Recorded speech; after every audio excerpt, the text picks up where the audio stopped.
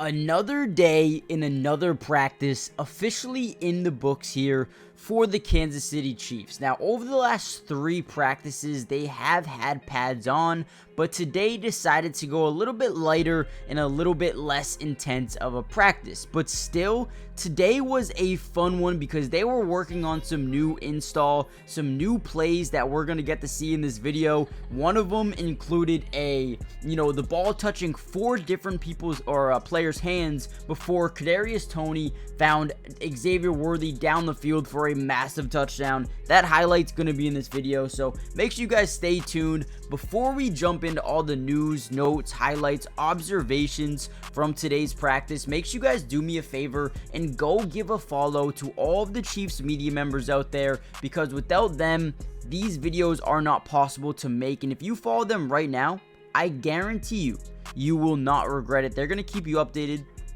with not only the news, but also daily highlights from practice as well. Without them, I wouldn't be here doing this video for you. So go follow them on X if you haven't already done so. And with that being said, let's start the video.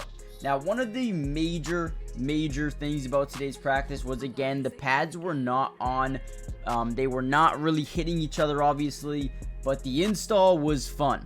The Chiefs ran a quadruple pass trick play that ended with a deep completion to Xavier Worthy down the right side of the field, and Kadarius Toney was the one who threw it. It was electric. It was so fun to see, and that was not it. They were actually working on kick return install as well, and we know that with the new kickoff rule, the electricity, the momentum swings that are going to happen in games now are going to be massive for wins and losses, right? Now, there was one play, and you know what? You guys are probably going to laugh about this one because this player has just been struggling, and a lot of you guys think he's going to get cut here within the next few weeks. So they had kick return. So the guy who was back there was Sky Moore and Deneric Prince. And they're working on a play where Sky Moore caught it and he would throw it backwards. And yeah, that happened, but it was intercepted and brought back for 6, I believe. It was not a great look. That highlight specifically will not be in this video. Did not get any film on that one, but excuse me, that did happen. Sky Moore threw an interception on kick return. We also saw Nico and Louis Rees-Zammit on kick return as well. I love Louis Rees-Zammit, dude. This dude is going to be a baller. I know a lot of you guys don't have that faith like I do, but I really could see this guy being a big-time player for them in year 1. And I'm not saying as a running back specifically, but on special teams, the quickness, right? And even if he does come on offense as a pass catcher, I think he could be a big-time player. Now, we're also seeing a lot of the Chiefs putting Rashee Rice in the backfield, Kadarius Toney, Mecole Hardman in the backfield as well, trying to get their playmakers the ball in space, right? A little swing route for a screen, getting Rashee Rice a handoff, right? Just getting the football in their hands so they can work in open field, open space. So I think that is another thing that they really want to, iron out over the next few weeks here, few weeks before we get some, regular season football games once the season starts. We also saw Joe Thuney cleared for install, was not active in team drills today, but is obviously getting better and better as the days go on.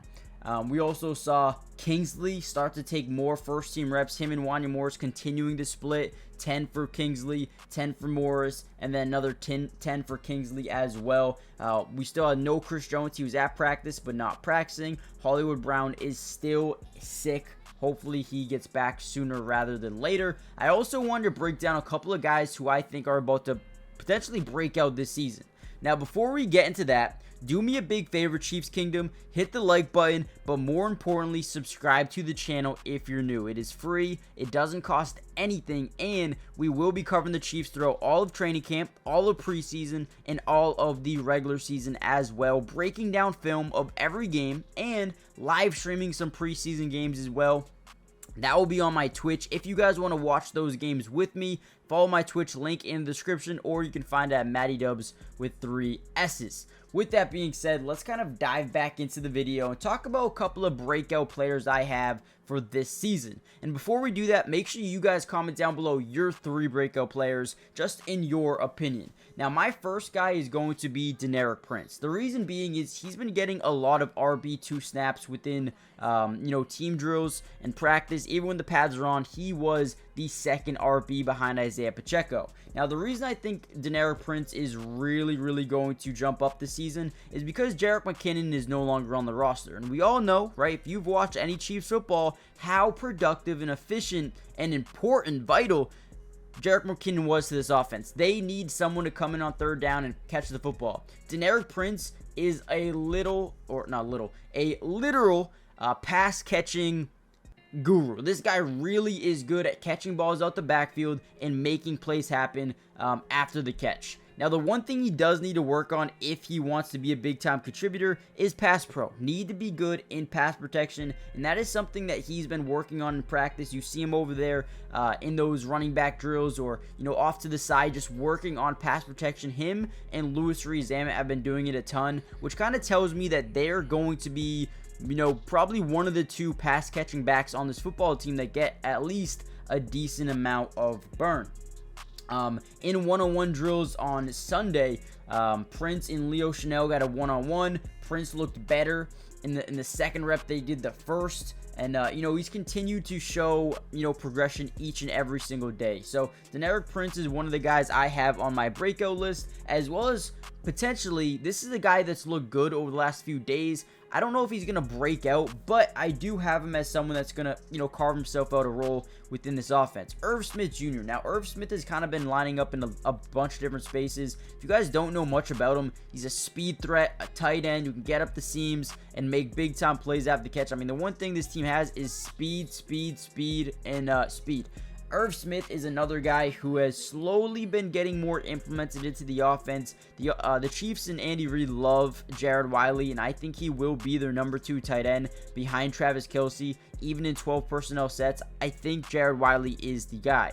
But when it comes to Irv Smith, they're moving him all around the football field, putting him in the backfield, putting him, in 3 tight end sets. I mean, this is a guy that, in a team that likes to have 3, 4, maybe even 5 tight ends on a roster, probably not 5, but 4 most likely, and I think Smith has pretty much won a job, or is winning a job so far with that. Xavier Worthy comes out today, gets a massive play down the field. They're getting him involved early out of the backfield. His IQ, his route running ability, and then the speed that you just cannot teach. He's going to be a perfect fit in Andy Reid's offense, and I wouldn't be surprised at all if he actually gets 800 to 1,000 yards receiving in his first year as a Kansas City Chief. You have Nico, who has also looked relatively good in practice so far. Montrell Washington, another guy who has slowly been making a mark on this offense. Then defensively, I mean, man, you can go up and down the list of guys standing out. Drew Tranquill has been all over the football field. Yesterday, Curtis Jacobs made like maybe 11 big-time plays, whether it was a generating pressure on the quarterback, whether it was, getting a TFL, whether it was dropping back into his zone and getting a pass breakup. Curtis Jacobs has been insanely talented, insanely good so far, and I'm excited for him to continue to move all around this football field. Leo Chanel, never sleep on him. Kamal Hayden, Jaden Hicks, 2 rookie DBs have been stepping up and playing within their roles really well. And then lastly, Brian Cook had a really good day of practice with the pads on. So, man, what a couple of days here for the Chiefs. Things will start to ramp back up in a couple of days from now, so make sure you guys stay tuned. Hit the like button, subscribe if you're new, join the family, turn on post notifications, and I'll see you guys in the next Chiefs update. Peace.